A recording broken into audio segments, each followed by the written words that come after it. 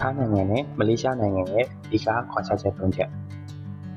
အိန္ဒိယနိုင်ငံတွေဖြစ်တဲ့ထိုင်းနိုင်ငံနဲ့မလေးရှားနိုင်ငံဟာအချက်လက်အများစွာခွာခြားမှုရှိပါတယ်ဒီနေ့ဗီဒီယိုမှာတော့လူအများစိတ်ဝင်စားကြတဲ့နိုင်ငံရဲ့ဒီကခွာခြားချက်၃ချက်ကိုပြောပြပေးသွားပါမယ်ပထမဆုံးအချက်ကဘာသာစကားပါထိုင်းနိုင်ငံမှာတော့ရုပ်လုပ်ငန်းတွေကအစနေ့စဉ်လူနေမှုဘဝအဆုံးထိုင်းဘာသာစကားကိုပဲအဓိကသုံးစွဲကြပါတယ်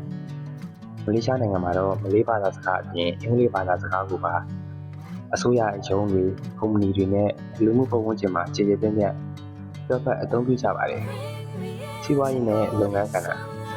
ဒုတိယချက်ကလုပ်ငန်းမျိုးစာပါထိုင်းနိုင်ငံရဲ့စီးပွားရေးဟာစိုက်ပျိုးရေးကမ္ဘာနဲ့ပြည်ပလုပ်ငန်းနဲ့ထဲကျုပ်စားတောက်ကုန်ထုတ်လုပ်မှုတွေအပေါ်အဓိကအခြေခံပါတယ်မလေးရှားနိုင်ငံကတော့ electronic ထုတ်ကုန် IT ကဏ္ဍရှင်းတဲ့တဘာဝထုတ်လုပ်လုပ်ငန်းတွေမှာပုံမအကောင့်တာကိုတွေ့ရပါတယ်ကုန်စည်နဲ့လာစာစိမ်းတော့တတိယချက်ကတော့ကုန်စည်နဲ့လာစာစိမ်းတော့မှာထိုင်းနိုင်ငံဟာစားတောက်နေထိုင်စေပုံမတက်တာပြီးလူနေမှုရှိနေပါတဲ့နိုင်ငံဖြစ်ပါတယ်မလေးရှားနိုင်ငံကတော့အခြေခံလာစာနှုန်းထားပုံပြင်းပါတယ်လို့ထိုင်းနိုင်ငံနဲ့ရှင်ရင်ဒီထိုင်စားတောက်စေနဲ့ကုန်စည်နှုန်းအနေနဲ့ပုံမမြင်မာတာကိုတွေ့ရပါတယ်ဘာသာစကားနဲ့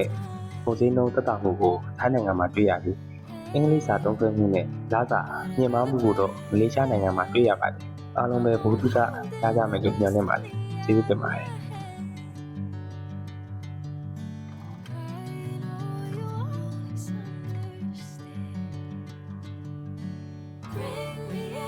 Golden sunlight. If I'm going with you, I know we'll get to the other side.